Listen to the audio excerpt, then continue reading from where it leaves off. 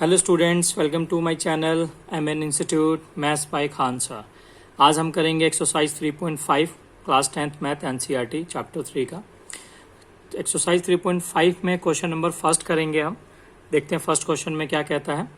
कहता है which of the following pair of linear equation has unique solution, no solution और infinity many solution. ये कहता है कि जो नीचे क्वेश्चंस आपको दिए गए हैं इनमें से कौन सा क्वेश्चन, जो ये सब आपके पेयर ऑफ लीनियर इक्वेशन है, क्योंकि चैप्टर पूरा आपका pair of linear equation chapter 3 जो क्या है पेयर ऑफ लीनियर इक्वेशन है। तो जितने भी चैप्टर के अंदर क्वेश्चंस होंगे वो सारे लीनियर इक्वेशंस होंगे आपके। तो ये कहता है कि विच of the following pair of linear equation has unique solution. इनमें से कौन सा यूनिक सॉल्यूशन है, नो सॉल्यूशन है और इन्फिनिटी मैनी सॉल्यूशन है। तो इससे पहले वाले वीडियोस में मैंने आपको बताया था कि ये होते क्या है, unique solution, no solution, infinity many solution क्या होते हैं। मैं एक बार फिर से रिपीट कर देता हूं। आप ये देखो, ठीक है, आप ये देख रहे हो। इसके अंदर क्या है कि अगर हमारा a1/a2 is not equal then b1/b2 तो वो हमारा इंटरसेक्टिंग कहलाता है। इंटरसेक्टिंग वाला ही हमारा यूनिक सॉल्यूशन होता है। इसका एक और नाम है कंसिस्टेंट होता है।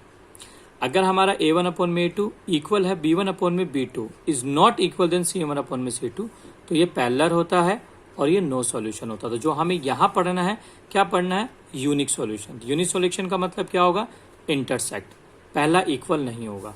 दूसरा आपसे पूछा है नो सॉल्यूशन। नो सॉल्यूशन क्या होगा, नो सॉल्यूशन आपका होता है पैरेलल, यानी पहला इक्वल होगा दूसरा इक्वल नहीं होगा। तीसरा पूछा आपसे इन्फिनिटी मैनी सॉल्यूशन। आप देख सकते हो इन्फिनिटी मैनी सॉल्यूशन जो है वो आपका कोइंसिडेंट है, यानी तीनों ही आपस में बराबर होंगे। तो यानी कि इस इक्वेशन के अंदर सबसे पहले हमें जरूरत है वो आपको a1/a2 b1/b2 की फॉर्म में इनको रखना। तो लेट्स स्टार्ट करते हैं क्वेश्चंस। इसके दो पार्ट तो इसके 4 हैं, मैंने फिलहाल 2 ही पार्ट लिखे हैं आपको समझाने के लिए, क्योंकि आगे भी कहता है कि in case there is a unique solution. तो यूनिक सॉल्यूशन कौन सा था, इंटरसेक्टिंग का। अगर कह रहा है कि आपका अगर यूनिक सॉल्यूशन है, ठीक है, इनमें से इन दोनों में से कोई भी यूनिक सॉल्यूशन है तो आपको find it by using cross multiplication method. यानी कि आपको कौन सा मेथड लगाना है, क्रॉस मल्टीप्लिकेशन मेथड का हमें यूज करना है। इस बात का हमें ध्यान रखना है कि हमें ये निकालना है इसके अंदर और यूनिक सॉल्यूशन की कंडीशन में। क्लियर हो गया। अब स्टार्ट करते हैं क्वेश्चन। तो हम इसका सबसे पहले पार्ट फर्स्ट लेते हैं। पार्ट फर्स्ट में आपको पता है ये हमारा इक्वेशन फर्स्ट होगा और ये इक्वेशन हमारा सेकंड होगा। क्लियर है। सॉल्यूशन फर्स्ट लेते हैं। तो हम इसे इक्वेशन फर्स्ट है तो हम इसे मानेंगे a1 यहाँ कुछ नहीं है तो बेटा कुछ नहीं है तो 1 होता है 1। b1 आपके पास होगा -3, c1 आपके पास होगा -3, आपका होगा a2 equal to 3, b2 equal to -9 और c2 आपके पास होगा -2।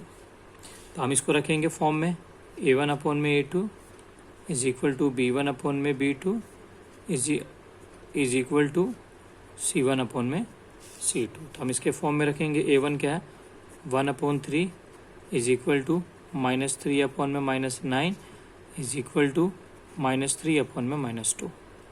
तो आप देखेंगे माइनस से माइनस कैंसिल, 3 1 जा 3, 3 3 जा 9। आपके सामने आया यहाँ पे 1/3 is equal to 1/3 is not equal then, अगर माइनस से माइनस काटोगे 3/2। तो आपने क्या देखा, आपने देखा कि इसमें कौन सा नियम लग रहा है। इसमें देखो पहला इक्वल है दूसरा इक्वल नहीं है ना। तो आप देखो यहाँ पे क्या हो रहा है, यहाँ पे फर्स्ट इक्वल है आपका, फर्स्ट इक्वल है और सेकेंड इक्वल नहीं है। तो ये आपका होगा, क्या होगा, नो सॉल्यूशन। क्या होगा आपका, ये नो सॉल्यूशन। जब ये नो सॉल्यूशन हो गया तो हम सब इस क्वेश्चन को यहीं छोड़ देंगे, ठीक है। हमें इसके आगे नहीं करना है क्योंकि इसने क्या बोला है, अगर यूनिक सॉल्यूशन होगा तो आपको क्रॉस मल्टीप्लिकेशन मेथड यूज करना है और अगर नहीं होगा तो हम उसको वहीं पे छोड़ देंगे। तो ये हमारा आंसर हो गया यहाँ पे क्लियर। अब पार्ट सेकंड करते हैं इसका, क्योंकि हमें क्रॉस मल्टीप्लिकेशन मेथड यूज करना है। पार्ट सेकंड में क्या कहता है, अगर हम लेंगे a1 तो आप देख सकते हो a1 क्या है हमारे पास 2x है ना, तो 2 हो जाएगा। a1 आपके पास 2 हो जाएगा b1 की बात करूँगा तो देखो सिर्फ यहाँ पर y है, तो यहाँ पे हम लेंगे 1, और c1 की बात करूँगा तो आपके पास कितना आ रहा है, 5, यहाँ 5 ले लिया। अब हम बात करेंगे a2 की, तो a2 में क्या होगा आपके पास 3। हम बात करेंगे b2 की, तो b2 में क्या है, सिर्फ 2। हम बात करेंगे c2 की, तो c2 यहाँ पर क्या आपके पास 8। फिर से हम उसको फॉर्म में रखेंगे, a1 अपॉन में a2, b1 अपॉन में b2, c1 अपॉन में c2, तो आपके पास आ जाएगा 2 अपॉन में 3 इज इक्वल टू 1 अपॉन में 2 इज इक्वल टू 5 अपॉन में 8। तो आपने देखा पहला इक्वल नहीं है। जब ये पहला इक्वल नहीं है तो आपको क्या कहलाएगा ये, अगर फर्स्ट इक्वल नहीं है तो आपका ये कहलाएगा यूनिक सॉल्यूशन, ठीक है। और यूनिक सॉल्यूशन तो हम लिखेंगे, ये हमारे पास है यूनिक सॉल्यूशन। अब हमारा ये यूनिक सॉल्यूशन है, तो अब हम क्या करेंगे इसका, अब इसको हम करेंगे क्रॉस मल्टीप्लिकेशन मेथड्स करेंगे इसका, जैसा इसने कहा था क्वेश्चन नंबर 2 में। तो क्वेश्चन 2 लिख लेते हैं हम, यहाँ लिखेंगे क्रॉस मल्टीप्लिकेशन मेथड। क्वेश्चन 2 क्या कहता है हमारा, 2x plus y equal to 5, 2x plus y equal to 5, और हमारा है 3x 2y equal to 8। Clear. अब हमें करना क्या है, क्रॉस मल्टीप्लिकेशन मेथड। तो बेटा इसके लिए एक फॉर्मूला होता है, आपकी बुक में दिया हुआ है, आप लोगों से ज़रूर देखना, ठीक है। मैं यहाँ लिख देता हूँ, x equal y equal to 1, ये होता है। अब क्या होता है, हमें x का निकालना है, इन दोनों को आपस में मल्टीप्लाई करते हैं, क्रॉस मल्टीप्लाई। मैं फॉर्मूला लिख देता हूँ यहाँ पे, b1 c2 b2 c1। हम x निकालेंगे तो x को छोड़ देते हैं, कुछ नहीं करेंगे, इसको इससे और इसको इससे मल्टीप्लाई कर देंगे, देखो यहाँ लिख दिया। अगर हम y निकालेंगे तो y के मेथड में क्या करेंगे, इसको इससे मल्टीप्लाई करेंगे और इसको इससे मल्टीप्लाई करेंगे, तो यहाँ पे लिख देंगे c1 a2 minus c2 a1। अब हम ये निकालेंगे कांस्टेंट टर्म, तो हम दोनों इसको आपस में इक्वल करेंगे, इन दोनों को यहाँ लिखेंगे a1 a2, ये b है ना, a b a2, और यहाँ लिखेंगे a2 b1। क्लियर है। अब आपको पता है यहाँ पे a1 आपका कौन सा है, b1, तो ये बच्चा आपका ये a1 b1 c1, और ये आपका होता है a2 b2 और c2, ये आपके ये होते हैं। क्लियर है। अब हम रखेंगे यहाँ पे इसकी वैल्यू, तो x इक्वल b1 कितना है, आप b1 देखो कुछ नहीं आता, 1 है, मल्टीप्लाई बाई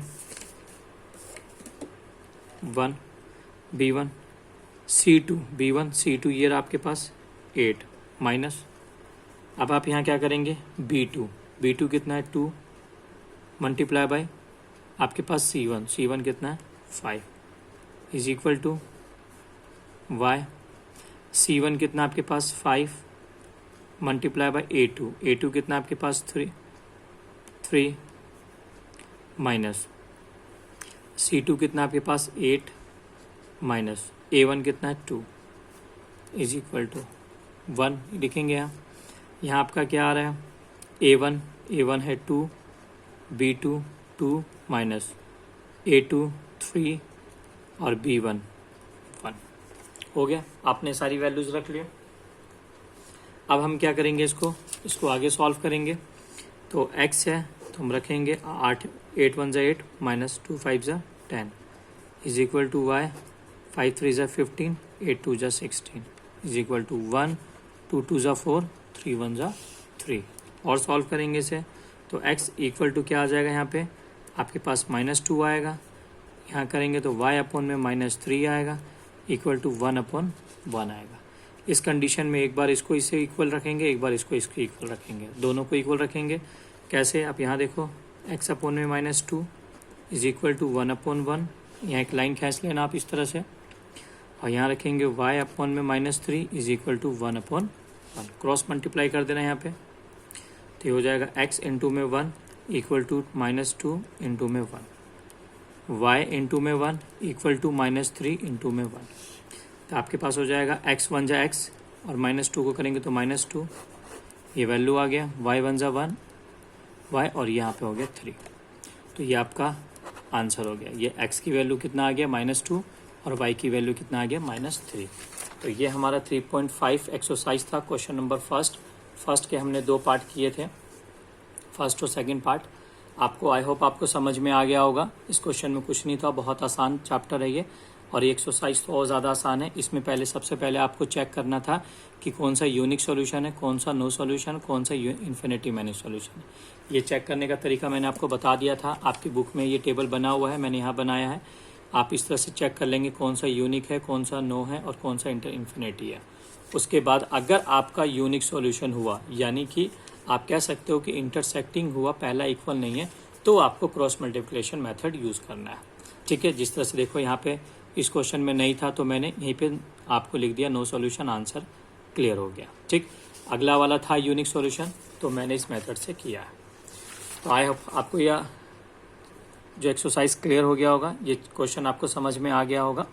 इसी तरह से हमारे नेक्स्ट वीडियो के लिए हमारे चैनल को सब्सक्राइब कर दें और इस वीडियो को लाइक कर दें। Thanks for watching.